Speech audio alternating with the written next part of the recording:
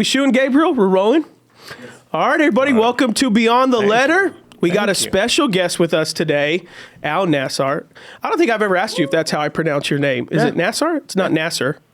Nassar. Okay. I know a guy who's Middle Eastern who's Nasser. Yeah. So it flips in my head. So Al Nassar.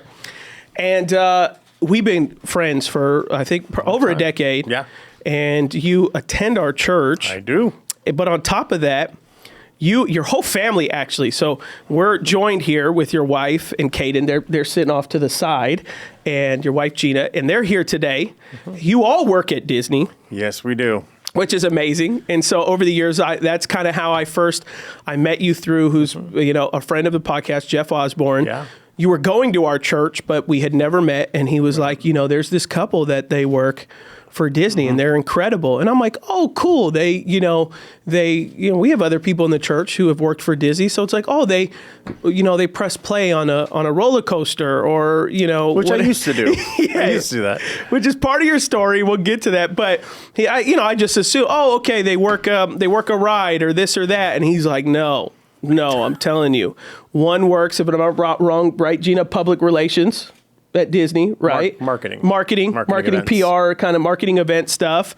And then you're, I don't know if the direct role is senior manager of events. Yeah, senior manager of special events, logistics, and operations. Wow. So that being said, like when there's an event that's happening at Disneyland resorts, California Adventure, Disneyland, whether it be the Star Wars night, grad nights, Savannah Bananas were just there, yesterday? Yesterday.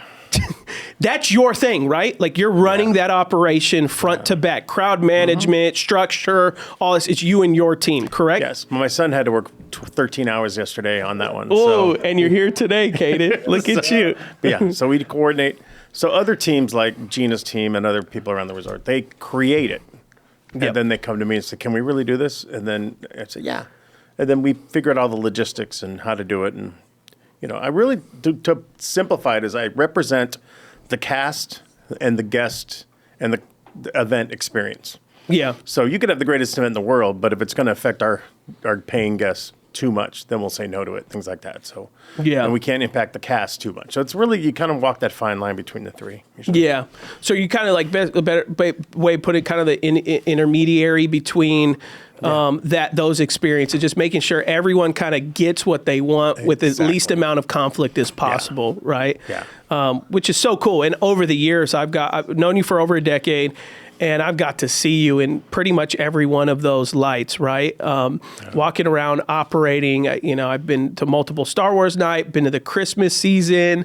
It's candlelight when we first really kind of spent time together. Yes, that was that was Jeff Osborne's first introduction where I got to meet you guys, and it was at the candlelight thing. Yeah. Well, before we jump in it, speak a little bit to the candlelight, because a lot of, we're a Christian-based podcast. Not every conversation we always have is about faith, but I think a lot of people are always blown away whenever I share this fact, which I learned from you about what Disney does every Christmas season.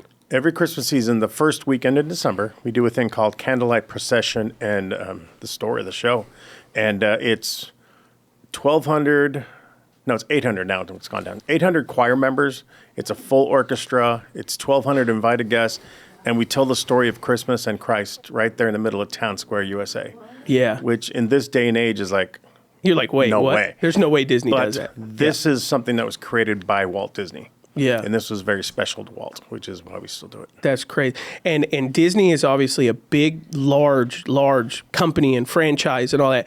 And from what I've heard from you, and you could correct me if I'm wrong, that is only one of two things that still exists that Walt started himself that is still happening at Disney. Is that not correct? There's a few. I don't know about that. I think there are some things that are, this is Walt, this will never change kind of thing. And, but it's we are a major corporation and things change as new leaders come in. And but this is, the Candlelight's the one thing that I don't think will ever change, just because we moved it once and it was a huge uproar. So really? we moved it back. So Walt Disney originally put the show in the front of the castle. That's where it usually started. Yeah. In 1955, 56, yeah.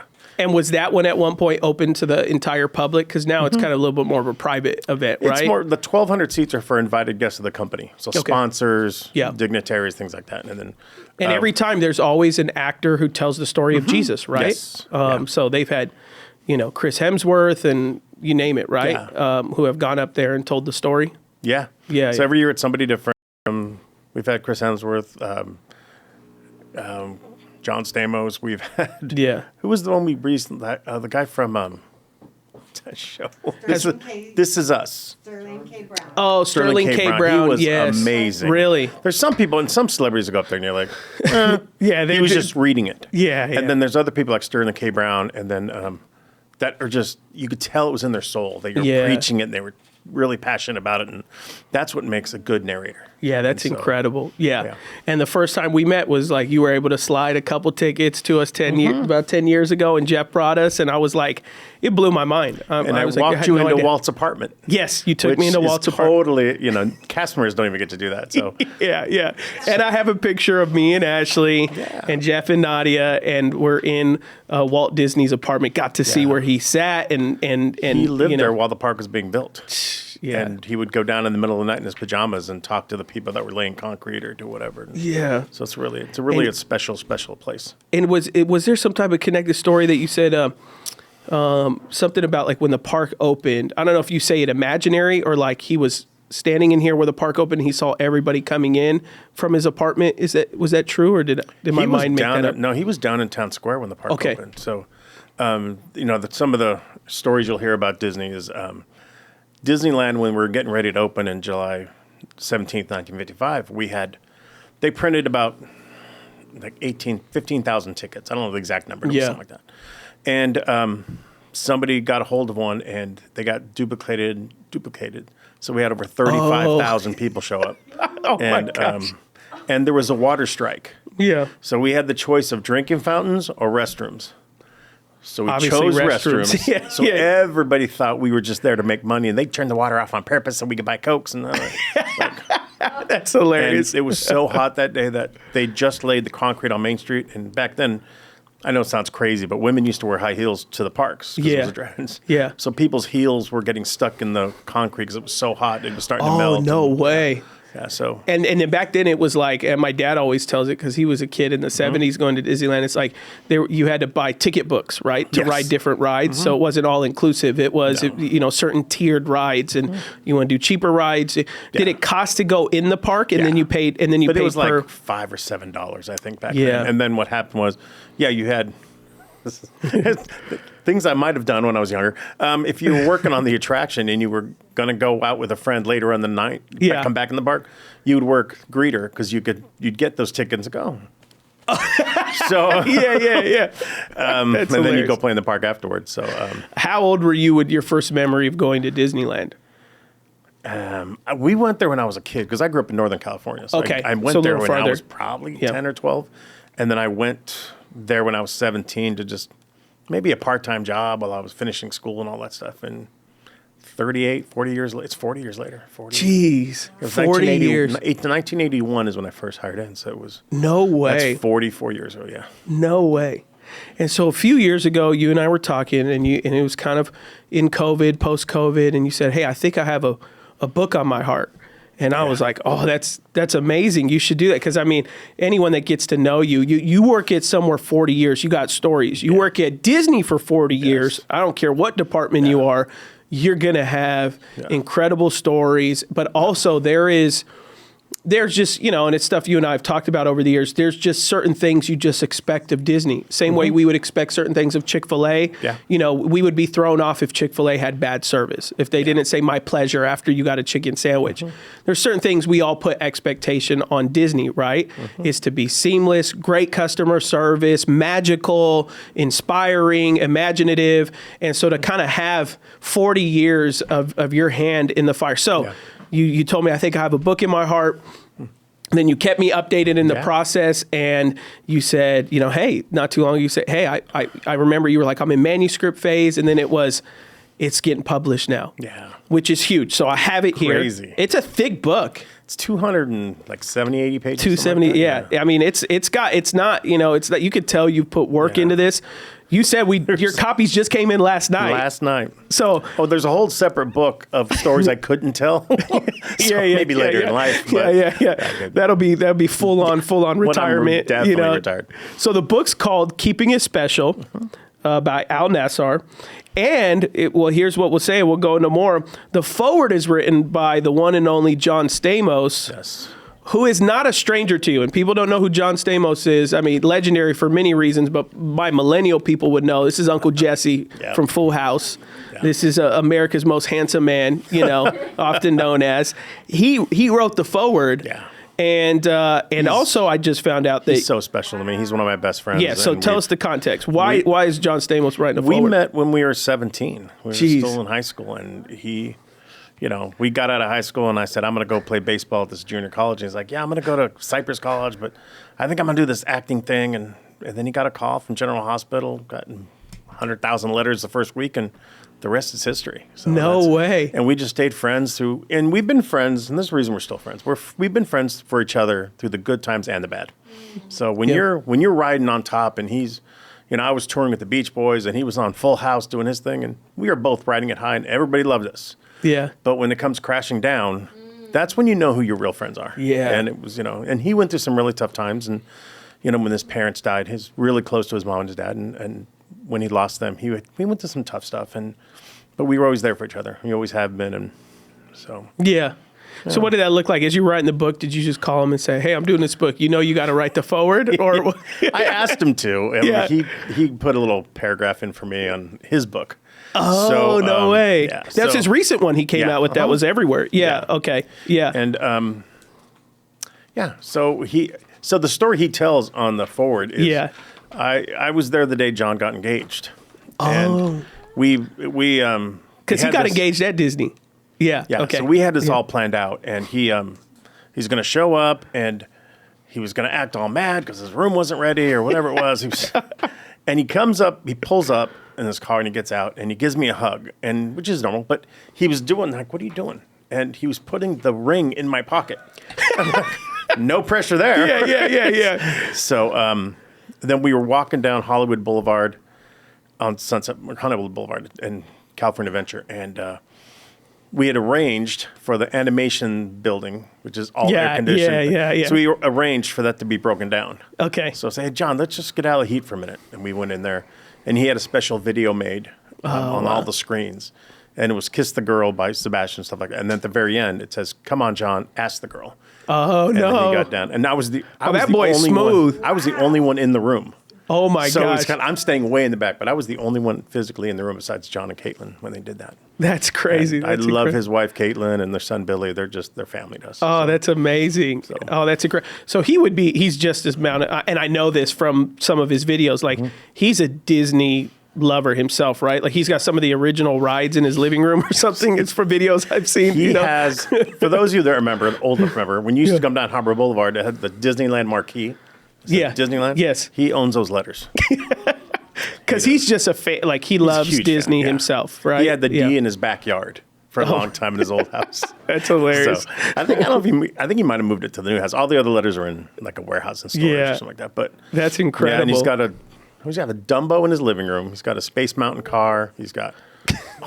I've seen those on Instagram. Walt Disney's phone from Walt Disney's apartment. Oh, no way. Yeah, he's got all That's hilarious. That's the kind of conversation we have. Al.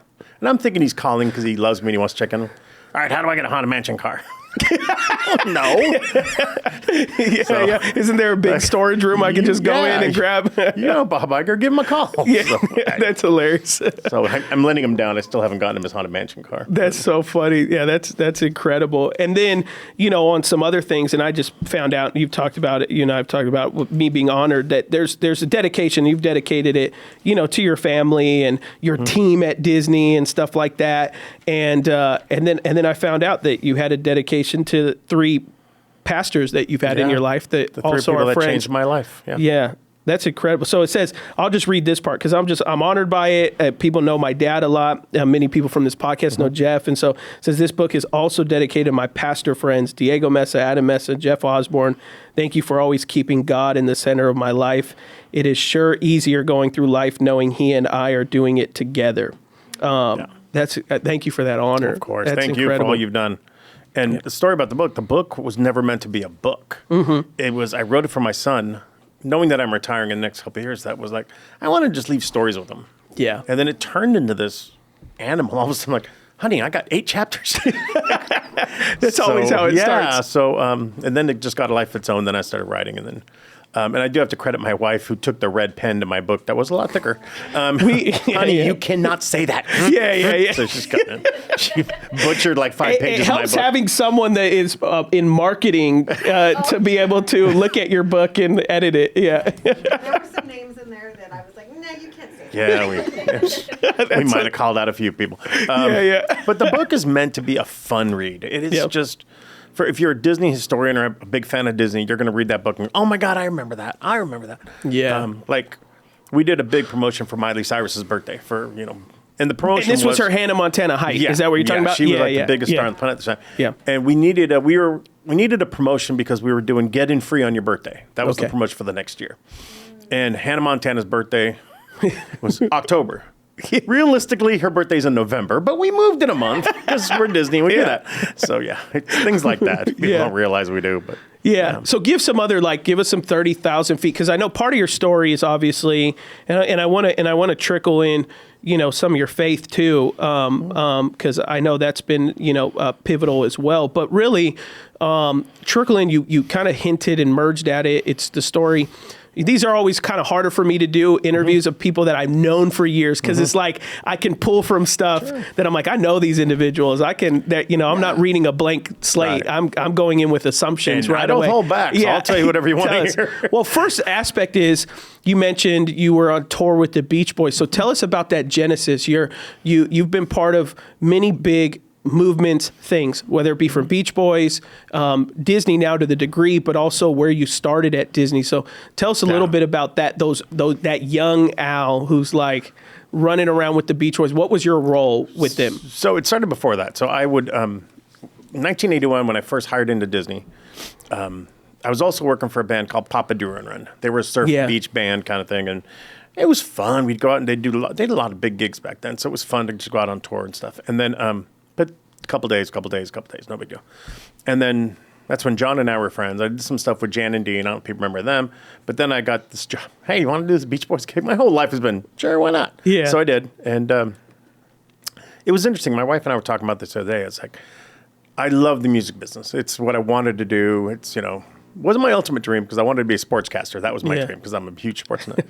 But and I don't mean this to any one person, but there was such a lack of morality in that business that I was just kind of like, this is kind of, while I love the job, just the people I was around a lot of time, I knew it wasn't for me. Yeah. It was like, because you see people, you become the people you surround yourself with. And I was like, this is not the person I want to be. So, but I had fun. I enjoyed it. Yeah. When, and you were, what was it? You were tour managing? Is that what it was? Yeah, I was a tour manager. So everything, flights, limos, hotel rooms, catered meals, all that stuff. And, and they didn't really like each other all that much back then. That'll get in trouble for. But anyway, but so you were also probably the intermediary as well at times between personalities. No, I hid. I was okay. I don't want any part of that. I was like, because you weren't going to win no matter what you did. So it's an interesting field because once the tour is over, everybody's fired. Kind of thing. So it's kind of. So I wasn't really. And you're just hoping they come out with a new album or a new whatever to go on another tour or a new city or whatever. When I started with the Beach Boys, it was really 2-3 days a week, shows of 1,200 people. And then 1989, Kokomo hit. Went number one, and we were doing 3 cities a day. Oh, my gosh. For 9 weeks at a pop. It was like that kind of thing. And so it was crazy. It was crazy being out on the road, and it was fun. I loved it. But, when it's over, it's time to go. And I got fired. Anyway. Sure, there was that. Yeah, there's also a sprinkle of, I wrote in the book, I said I hadn't learned about corporate politics yet in the workplace. And, And how you say you get involved? Yeah, I got involved, and look where that got me. So it was... so where was your next step from there? Was it straight back to Disney like you were when you were young? I went back to Disney, and I was kind of became the crowd control kind of, I don't know, person. Yeah. And I was doing crowd control, and they said, hey, can you design this crowd control for this new show called Fantasmic? Those who've seen it. It's all the guest control stuff out there I designed with a bunch of friends that I mentioned in the book. And then the gentleman who I really devote the book to is Tom Jacobson, who was my boss at the time. Well, at the time he wasn't my boss. He said, hey, do you want to come over and work on the special events team? We just started it. Do you want to do it? And I said, no. I don't know what that even is. And he convinced me, and I was like, oh, this is kind of fun. And that's how I started doing events. And then I kind of fell in love with it. And then it's been 32 years or so in that role. In this role, so much so, your son's here, Caden. I've known since he was kind of junior high. Now, a young man working for Disney. Hey, here's what's incredible. And, it's always said a lot to you regarding you and your wife about, number one, how much your son has loved you guys. Every time I would talk to him, he just loves his mom and dad. But also, he knew at I met Caden probably, I don't know what, 11, 12 years old, maybe even younger. And it was just like, he knew at that point, I'm working for Disneyland like my parents. And you kind of, when you're an adult, you're like, oh, okay. And then it's like the moment he can work a job, he's like, me and Ashley still laugh. He was, during COVID, he was working at Star Wars, and he was not Millennium, the Rise of the Resistance, and he was working for the dark side, all serious, and me and Ashley go in, and he's all in character, and he can't say nothing. Yeah, he's got to be mean and all that stuff like that. And then, but then now he's working events like his dad. Yeah, could not be more proud of him. He is so far ahead of where I was at that age. Yeah. He's got a skill set and a professionalism. And, the company will do stuff. Like we had the governor of California come that they were doing this VIP thing for. Yeah.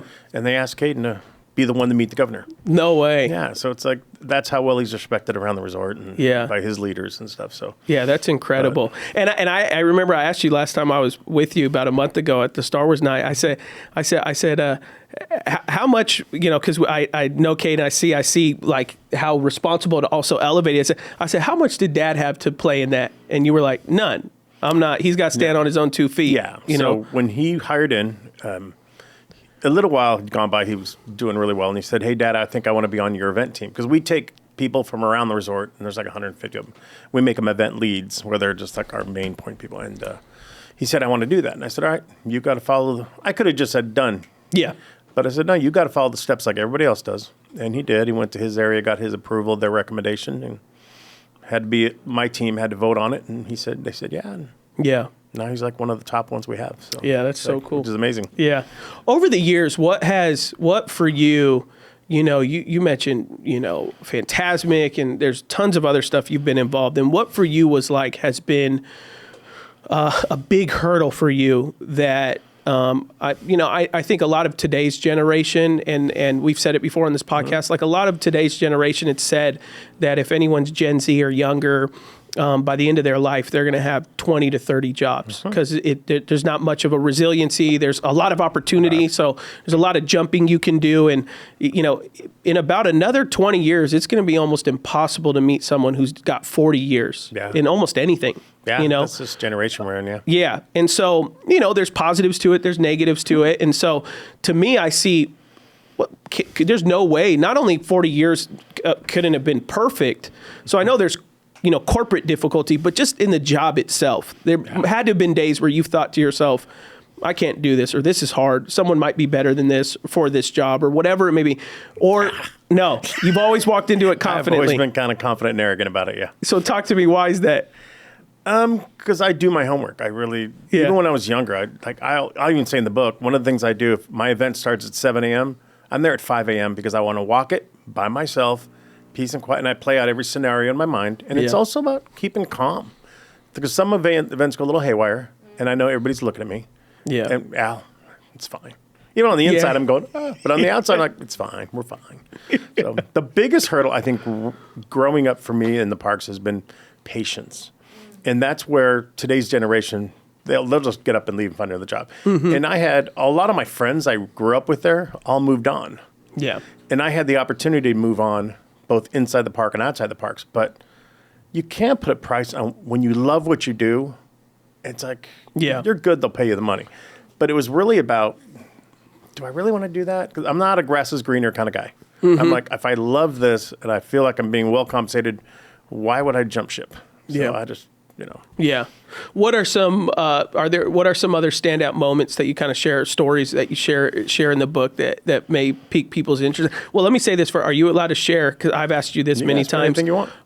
I'm off the clock. What is the most pleasant celebrity actor you've ever been? Because what people may not know, when you're holding the events, you're also hosting the celebrities that come in to promote. That whole team is, but also you're a big interaction with them, and so you've met bad ones, which I don't want to get you in trouble and have you talk about. No, I didn't even mention the bad ones. I just said what they did sometimes, but I didn't. I don't want, and I don't want you to get in trouble. They got red inked by Mrs. Nass over there, so you cannot say that about them. Exactly. Okay. So I'm not even going to try to clickbait that for the team for socials to you tell me the worst celebrity, but who are some of the kindest top 3 that you're just like, these people are incredible. When they're doing a movie or when they come to Disney, they are just an absolute pleasure to be around. Tom Hanks is always super, super nice. Obviously, John Stamos. Yeah. But I had to mention him. But I think my most recent pleasant favorite celebrity is Michael Bublé. No way. He made me laugh. He showed up like I'd never met the man. He showed up and was acting like we were best friends, and he's hugging me. We're talking, we're laughing. I'm like, okay. Yeah, but he was great. He was so nice. And there's a lot of them. And God, I defer to Gina. I don't know who because I talk about him all the time. I don't want to say it wrong, but I think it's, oh my gosh, why is his name? I mean, he's one of the most famous celebrities in the world, but why is his name escaping me? The Pirates of the Caribbean. Johnny Depp. Johnny Depp. Yes, Johnny and I kind of became friends. Yeah, so there's one. Yeah, that's who I thought you mentioned Johnny, before. Because I did 4 pirate premieres, and that's a chapter in the book, is with all the pirate premieres, and then we did Lone Ranger premiere there at the park. So we kind of became friends. I mean, not changing numbers or anything, but every time he saw me, hey, how's it going? We'd hug and talk and chat, and he was a great, great guy. He really was a good guy. I mean, everybody's got their thing. My first VIP tour I ever helped out with was Michael Jackson. Oh, no way. That was the most chaotic thing I've ever been a part of in my life. Like, really? Yeah. Why was that? What was chaotic about it? There had to be probably 50,000 people in the park that day, and 49 and a half knew they were there, knew he was there. Oh, no way. Everybody knew he was there. And Michael likes walking through crowds. Michael didn't want, because usually celebrities will take him backstage and hide him and can bring him out somewhere else. And it's a funny story. It's a funny story I say in the book, because we were walking out of Big Thunder Mountain, and there's a back way out. And I said, Michael, we can go back. No, let's go this way. I'm like, all right. We're walking out and there's literally 200-300 people at the exit. Everybody's taking pictures, and I stopped because I couldn't see. Yeah. And somebody grabbed my arm and just said, just look down. So I did this the rest of the way out. And it was Michael that grabbed my arm and got right Gave you a tip? Thanks. Good to know, Michael. And he came back several times after that, and he was such a nice guy. No way. Very, very nice person. That's incredible. Do you feel like you have to get into a mental framework when you know that someone of renown is coming? Like, do you have to mentally prepare or anything like that? Or do you kind of just treat that day just like anything else? No. Usually it's, I think professionalism doesn't die no matter who you have. Yeah. Like I had Carrie Underwood for a whole day one day because we were doing this special stuff. And I don't think I said 5 words for the whole day. It was, I don't talk to the celebrity until they talk to me. I say, hi, welcome. Nice to see you. I'll be your host. I'm going to take her. And that's it. Yeah. Or I may ask them a question like, do you want to go this way? So. Right. But. And then if they kind of, so to say, break the fourth wall. Then you absolutely. I'll talk and chat with them all day long. But no, usually I don't. The only thing I'll do is if it's a high celebrity, I'm actually going to do research on them through my security partners. Do they have stalkers? Do I have anybody I need to know about? So because we don't screen people when they come to our theme parks. Yeah. So you got 40, 50,000 people in the park. You want to make sure they're safe. And so. I mean, people that are probably trusted, like you or your wife Gina and others, with access to influence, right? Or even maybe the executive team that comes around at Disney. Like, what do you think are some key things that could help? There's a lot of people that listen that have aspirations career-wise. Maybe not necessarily. You're also an entrepreneur. You have events company and stuff like that. And you ran a big event we had in Corona area for Christmas and stuff. So you have an entrepreneur side, but there is this corporate side. And I think we maybe talk less about corporate side, not for any reason, but like, what do you think, like, to tell someone of the next generation? Almost corporate is almost like kind of demonized nowadays. It's like, hey, get out of corporate as fast as possible. Go start your own thing. Go this. But but there are majority of people are in some type of corporate entity. Yeah. So what for you has maintained, is it like professionalism is value? I know you spoke to that, but like, what would you say to someone that says, hey, even looking at Caden to say, wow, he's way further than I was at that age. Like, what are some things that you would encourage someone to exhibit as not just a person, but also you're a believer, you have faith, you have a love for Jesus. Like those things are interconnected for you. What would be some advice you'd give to somebody? The biggest advice, people come and set up time with me all the time. All the time. I'm like, hey, how do I get this job? How do I move up? Number one thing is I tell people, anybody of the generation, it's all about networking. If I have, we had an open spot on our team last year and I had 500 resumes in the first week. Oh my gosh. So it's one of those. For one open spot. One open spot. And it's one of those, if I don't know you, a resume says what you've done and okay. But it's usually, but if I've worked with you and I know your demeanor and I know your professionalism, you're in this pile, which is, more likely. And grow, keep learning, keep pushing yourself. But also, if you want this job, and this is the job you really, really want, start creating a resume that feeds into that job. So if somebody says, well, I want to be in events, how do I get in events? Okay, so take an event class, get that sort of certification. Or your church has a carnival, volunteer. Your school has a 5K, volunteer. And then that all goes on your resume as far as your learning. So yeah. So you got to work your way, I know some people think at this age, you're just going to hand you a job. Like, no, you got to kind of work your way up to it. Yeah, what do you think, Seth? Because you're definitely not this type of personality. What do you think is the balance between networking and being overly obnoxious of like, hey, I'm just doing this for a role? Because I'm sure you also get that absolutely. Of just, people just wanting to get in your face or be seen. Like, where do you think is that balance between those two? It goes back to professionalism, and it goes back to you got to know when when people have crossed the line. No. And with me, again, it's because it's the way I am, and I will have that hard conversation with you. Look, this isn't for you.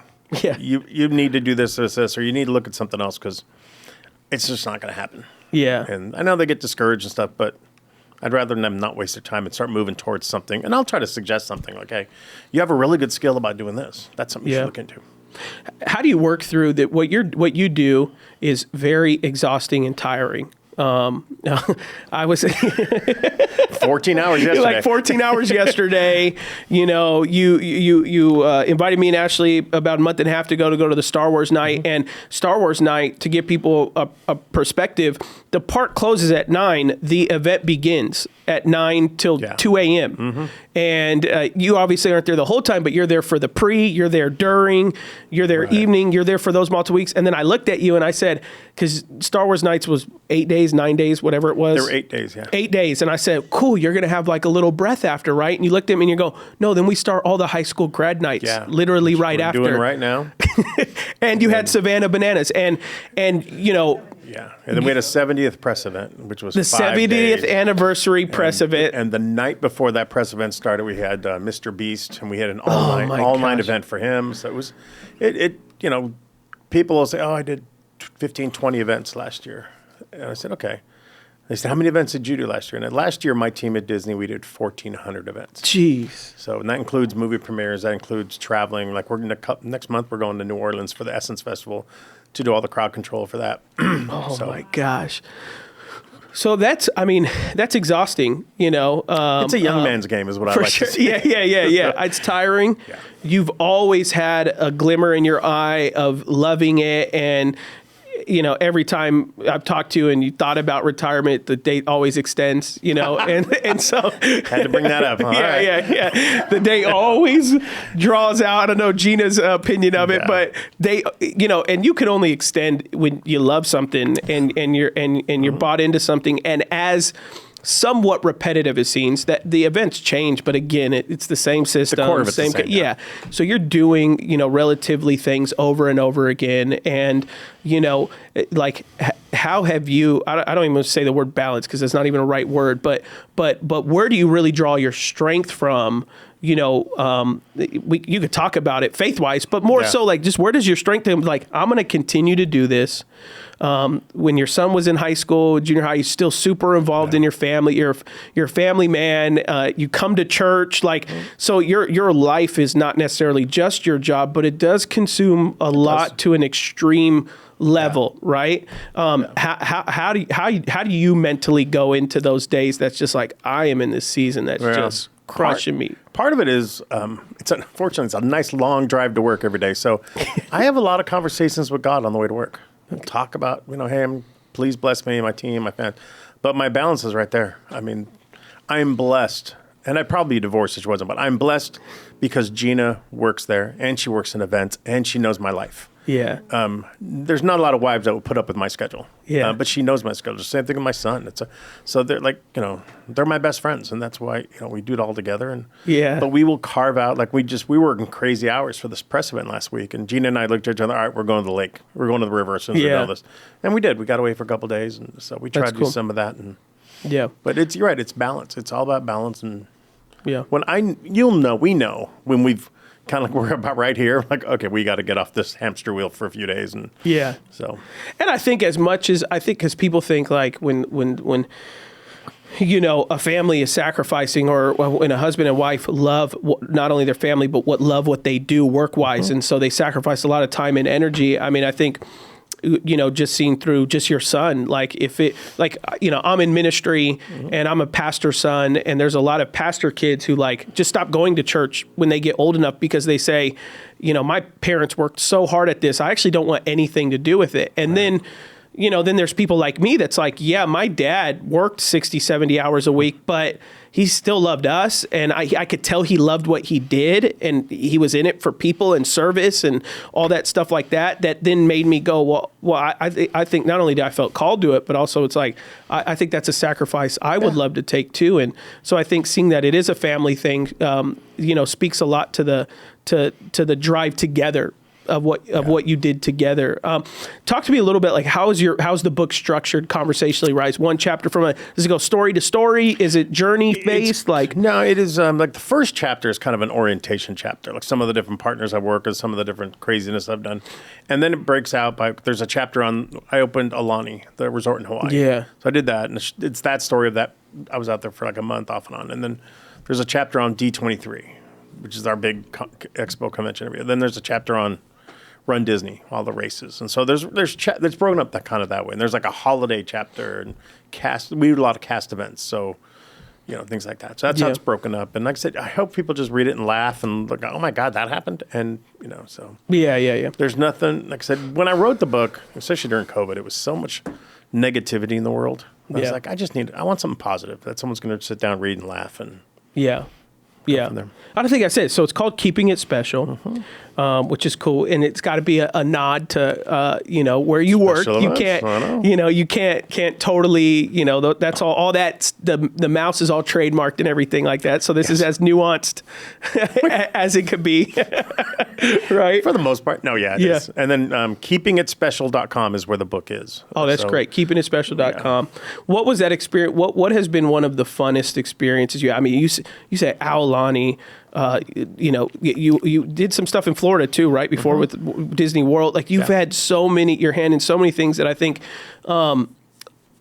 What's unique about Disney is it allows even the most grown adults to be children once again. I mean, my sons are there right now. How funny. My wife and I were supposed to take them. Well, not me. Ashley was supposed to take them today because it was a work day for me. But her best friend father passed away, and so we had a funeral today. And so Ashley was there, and so we had some friends said, "Hey, we promised our boys. Could you take them?" And so, I mean, for our boys, it's just like for our children, it never gets old. Yeah. There are days that are hard when you go because your children are hyped on sugar and don't take naps. That's why I tell people all the time. They go, Disney, if you take kids, Disney is not the happiest place on earth. I'm like, well, if you look at the fact that you've been giving them soda, cotton candy. You got to do the kids thing in the morning. I was telling my team, I said, you got to, if you ever want to put it into perspective, go out there and watch the guests walk down Main Street when they first come in. That puts in perspective, like, why do we do what we do? Well, that's it. Yeah. And as far as the kids go, they're so wonderful and beautiful as they're coming in. Now, at 11 o'clock at night, when they're screaming and yelling, well, they're tired. They're fighting over toys. Toy broke. It's just kids melting down, which is, there's comedy in that. But I mean, imagine you just, I tell people all the time, like you took your kids who normally have snack time at this time, dinner time at this time, they go to bed at this time, nap at this time, and you just said for one whole day, we're going to throw it all out the window, and we're going to potentially let you eat whatever you want. Yeah. You're going to get no naps, no downtime. You're not going to have dinner when you normally have it, and then we're going to see the fireworks. Like, of course they're disasters. Of course they're giving you a hard time. And when you just get them down for a nap, like at 9:30, fireworks wakes them up. It scares the bejeebies out of them. Yeah. So, do you speak? I don't know if you do, because I know it's different from the special events, but I know all those kind of things you've shared with me before, the kind of wives' tales of Disney, the tunnel, the basketball court on Matterhorn. Are those mentioned in this at all? Or No. Because I know this is like more of your career. But yeah, this is more than just the event portion of my career. So yeah. But we did take Kobe Bryant up to the basketball court at the Matterhorn once. No way. What's the story behind how, you've told me before, why did the basketball court get up on the Matterhorn? The way that started was in the 60s, I think. We used to have mountain climbers on the Matterhorn. And they would be stuck like there. Live actors. Yeah, they would climb the Matterhorn, climb back. People would see them. So they were actually not actors. They were live mountain climbers, actually. So they would be stuck there all day long because you couldn't walk through a living ride while it was going. So there's restrooms up there, and they'd bring up food and everything. But they got bored one day, and somebody set up a mini basketball thing and brought a basketball, and they started. So they'd shoot hoops while they were on break and stuff. Yeah. And then one day, ESPN heard about it. So ESPN brought in a backboard. So there's a huge ESPN NBA backboard up there. And Kobe had found out about it. And we were on with Kobe before park opening. Yeah. And he said, I heard you got it. I said, yeah. He goes, can we go see it? Yeah. No way. Took him up there and he signed the backboard and everything. Yeah. No way. That's so cool. So. Has any other basketball players gone up there since, or that's kind of a Kobe thing? Me. I don't know. It's pretty much... Let me just explain it this way. There's a lot more safety rules now than there were when I was doing that. Okay. Now nobody's really allowed to go up there. Yeah. Yeah. Now I'm sure there's more structured red tape nowadays. Like I said, that's in the second book. Anyway, all the rules it's I broke. in the far retirement book. Yeah. And then, are there any ones like the tunnels at Disney? Yeah. There's tunnels. There is. Get people in and out under. The tunnels are designed for, and there's way more tunnels at Disney World. Oh, and the reason is, people's like, oh, is that for celebrities? No, the reason is, if it's a really, really busy day and you have to deliver bread and food and everything else, the delivery people go into the tunnels to get to the restaurants to deliver. That's the reason they were created. Okay. It wasn't like there's some secrecy. It used to be like Illuminati connections or something like that. It was nothing like that. So it's, are there any other wives' tales like that exist at the park that either are untrue or true? The untrue one is everybody walks, like if you were evacuating a ride and they see freezers and they think, is that where Walt's frozen? No, Walt's not frozen. Walt's buried in Hollywood. But some of the things, and people ask, how many people, we're never allowed to say what the number is of the day, each day. I know it. How many people are here? Must be like 200,000. No. Yeah. No. So, but that's part of it. And, there's a lot of when I had your dad and it was a group and we took them on like a little tour. Every land you go in, the trash cans are different. Yeah. So it's it's themed everywhere you go. And that was And they're every 6 feet or what is it? They're every 32 steps. 32 steps. That's right. That's the rule they try to stick to. But I don't know if we still die. They're pretty common. Now you have recycle ones. Because somebody did research and found that that's about how long someone will hold on to trash, right? And so that's why the trash, however they calculate, they sat on a bench one day and counted whatever. But that's what always stuck out to me is how intentional everything that happens does. Is problem, let's really build a solution. Let's make it matter. Tell us a little bit about the park is actually sometimes more busier with employees in the evening when the park's closed than it even is during the day. What stuff is happening? So it's not busier, but it's crazy. It's everywhere around the resort. We have trucks all over the place on stage because they have to make deliveries. We have a whole maintenance team that changes light bulbs, checking every single attraction gets checked. Every window is wiped down by our custodial team. So there's a whole and painters are flooding in, right? And fixing paints like all hand the maintenance rails you see in the park. Everything that looks so beautiful is because throughout the entire night is when they're fixing everything. Yeah. So you can imagine when we have events till 2 a.m. That's throwing off the whole maintenance we're opening routine. the park at 7 a.m, so they have 5 hours to do everything in your So and I remember there was a time, the probably maybe 8 years ago. It was before the Star Wars night became what it is now. And it was just, they did it in front of Star Tours. And that was a really special day for me because you said, I brought my brother Caleb and you said, hey, you want to just go explore with me? And we were like, are you kidding me? And so where'd we go? We went, you took us, well, I don't know if I'm allowed to say what you did. At this point, I've broken every rule. So you kind of showed us the tunnels. We saw the tunnels. Yeah, we got to see the tunnels. You showed us. You just took us into like Adventureland and Fantasyland and just we went for a stroll. And you just pointed, hey, this is where we walked over by pirates and you told some Johnny Depp stories. But it's like, it's pitch black. The park's closed, but since the event was only happening in where Star Tours was, we were able to see all the trucks on those other sides on the west side that of the were park, coming in, and I saw painters, and I saw people checking, and that was like fascinating. And then we're rehearsing shows and parades and everything else in the middle of the night. All while everything's closed, everybody's fast asleep. There's a whole team going. We're gonna make this better. We're gonna make sure it's perfect. And like from someone that not only is like in ministry, but a larger ministry. And so a lot of the values that the Disney company uses are, we have symmetry with one another. And over the years, you've done great. Like you've come and talked to our staff about, hospitality and event excellence, which is like really important to us. And so we've really benefited with your expertise over the years. And you've helped it. I've called you at times, hey, we got to know where to put these stanchions. We need your help. And you've run out into the courtyard and you made like 6 moves that just solved a chaos problem, which is so cool. So, so that always stood out to me of like, when everyone else is sleeping, that concept, when everyone else is sleeping, people who do things with excellence are still awake. They're still tinkering, still fixing, still making it better. There's a saying that says, if you fail to prepare, you're preparing to fail. Yeah. And it's just really about doing your homework, making sure you're ready, making sure you play out every scenario. One of the things that was the highlight of probably my career was during our 50th celebration, I had one full day with Roy Disney, which was Walt's nephew, who looked just like him. Yeah. We talked about everything. And then the next couple days later, I had Diane Disney Miller, who's Walt's daughter. Oh, my goodness. And she would we were walking her through the park, showing her the new stuff. And she was like, oh, I remember my daddy did this.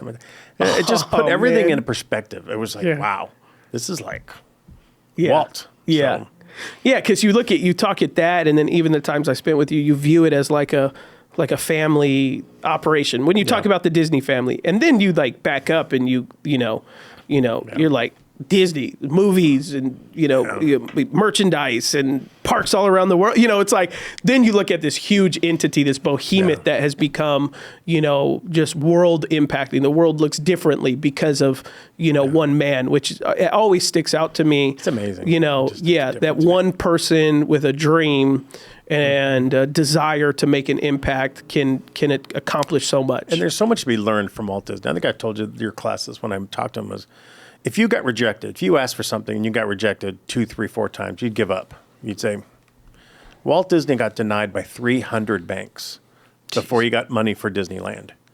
I mean, it's just 300. For you imagine 300 job interviews. And still getting say no. And if he would have quit at $299, there never would have been a Disneyland. So, jeez, that's incredible. There's also stories like, what is the most important movie ever in Disney history? It's Snow White and the Seven Dwarfs. Yeah, because he put every penny he had on that movie, and if that movie would have flopped, there would never be a Disneyland. Yeah. So things like that you always think about. Yeah, that's the stuff that anyone that's in business, entrepreneurship, big dream, like that's all the stuff that always stuck out to me. And it was, your stories and the stories of like the history of Disney and seeing it through your eyes was something very early on that as I was taking in leadership from my dad, that just always stuck out to me. It just inspired me. Anyone who has to lead something, you don't see the things that not only you've done, your family's been a part of, but also, the impact. Now, someone could say, well, I don't really like Disney or this.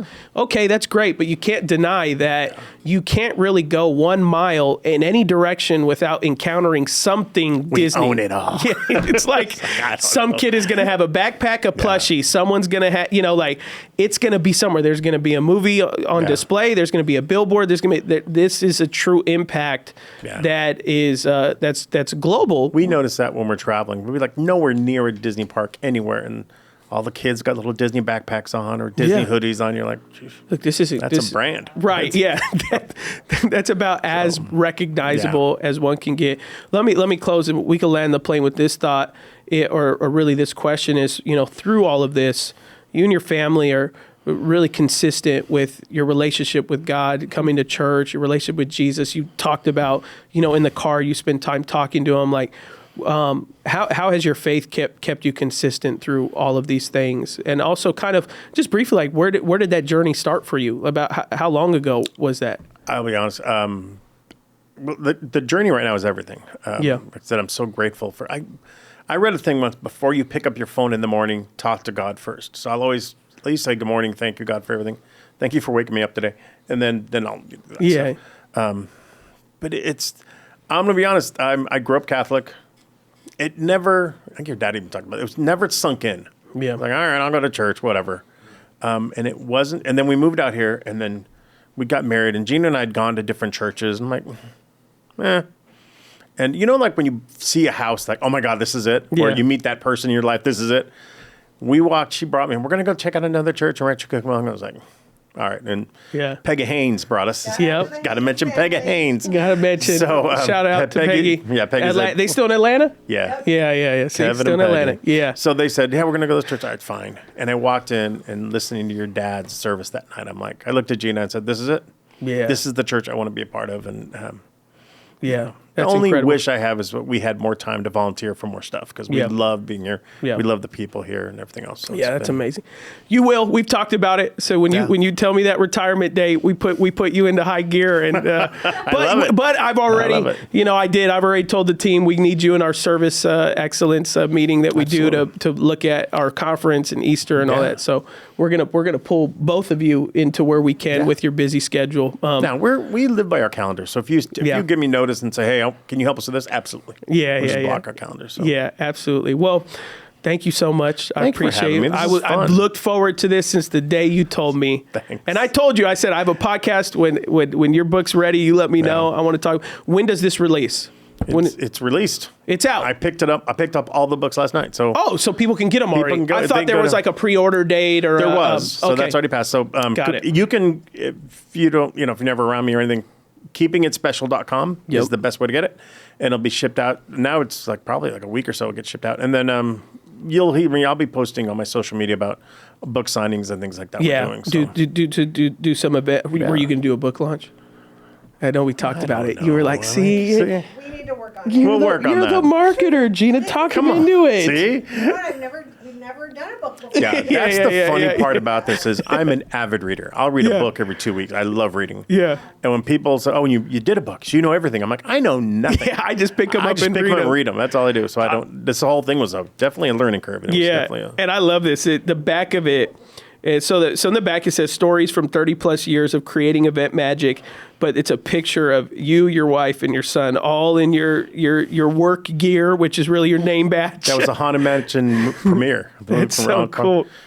I'm seeing if Caden can superimpose the dogs in there, and then we'd have the whole family. Yeah. And then what are your dogs again? There's two of them, right? Two of them, yeah. Two of them. What are their breeds? Copper and Socks. I don't know. They're like mutts. They're rescues. We always get rescues. So yeah. Well, I love it. Anyone who wants to go and read this, you can go check it out. I think the world of all of Al's expertise. It's meant a lot to us over the years. We think the world of you too. Thank you so much. You know how obsessed my wife is with Disney, so she just every time she's around you guys, it's all, even Kate. And for whatever reason, no matter where we're at, we run into Caden. We went to Disney World, we ran into Caden. Disney World, yes. We're at Disney World at Epcot, and we bump into him. And we're like, what are you doing here? And he's like, yeah, I'm off from work. I came over to Disney World. I'm like, so you work at Disneyland. You took time off to go back to Disneyland, but in Orlando. Yeah. So he's like, yeah, I leave Disneyland to go to Disney World, and vice versa. I first started getting to know your dad. He's like, I hate Disney. Okay. Yeah, exactly. Nice chat, Pastor Diego. Now he'd be around anyone and they go, oh yeah, we love Disney. My dad, oh, my friend Al, tell me when you want to go. I'll get you and I'll show you around. You know, I met a group like a week or 2 weeks ago. I met a group. That's what he told me. Happy to do it. Absolutely. It was our school, our staff, Yes. school staff. Yeah. And So my dad told me he sent a text. You just said, whatever you could do to make them feel special. I met him right behind the Walt statue. I just gave him a couple of tidbits and like they loved it. The biggest thing people always ask is, why is this castle so small? Because Disney World, they're all bigger as you go through the thing. And ours is the smallest. But I say, this is the only castle Walt Disney ever walked through. Yeah. The only one. So, So, you can't say anything at that point. Yeah. Okay, Florida, what's your rebuttal? Yeah, right. Yeah. Did he pass before that castle even got completed? He passed in 1966. So in the Disneyland middle. was open for 11 years at that point. And So- Disney World was in construction, right? Yeah, Disney World's in construction. It opened in 71. Yeah, So okay. he missed that. So Roy Disney, his brother, took over. Wow. So that's always the question. Like, would Walt survive today? I don't know.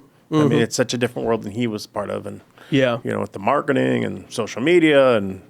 Now, is this true that nowadays, or even at the time, like his hands are always a lot of weight in pictures because they Photoshop his cigarette out of his hand? Have you ever heard that? No, I never heard that. Yeah, if you look at certain pictures of him in Disney Park and other, yeah, that's what I've heard. It's like you can see his hand. He always has hands closed, 2 fingers open because they Photoshop his cigarette out nowadays. I did not know that. Yeah. Okay. Well, hey, there's some Disney magic for you. You know, I don't know if it's true. I've heard it though, and then you look at the picture, like, that is a weird way to have your hands. It kind of seems. I'm sorry, Bob Iger. I'm sorry. All right, everybody. Well, hey, go. If you love something like this, I know I love it. I'm excited. I finally got a copy. I've been waiting on it, so I'm gonna read it. KeepItSpecial.com. Go grab a book. KeepingItSpecial.com. KeepingItSpecial.com. That's right. Is it on Amazon or is it just through the website? No, right now it's just the website. Okay. Amazon's got a bunch of rules, so I know. we'll get there eventually. But yeah, for sure, I get that. All right, everybody. Thanks for joining us today. Have a great week. Thanks for having me. Thank This you, was my fun. friend. I appreciate it. Sadly, it's the first time we really sat down and talked in a couple of years. I know. Well, we've all been working and we all went through this little thing called COVID. So, we've been supposed to get dinner and all these things like that. But there it is. We're all very busy. Cool. But thank you. Appreciate it. All right, everybody. Have a great week. Bye.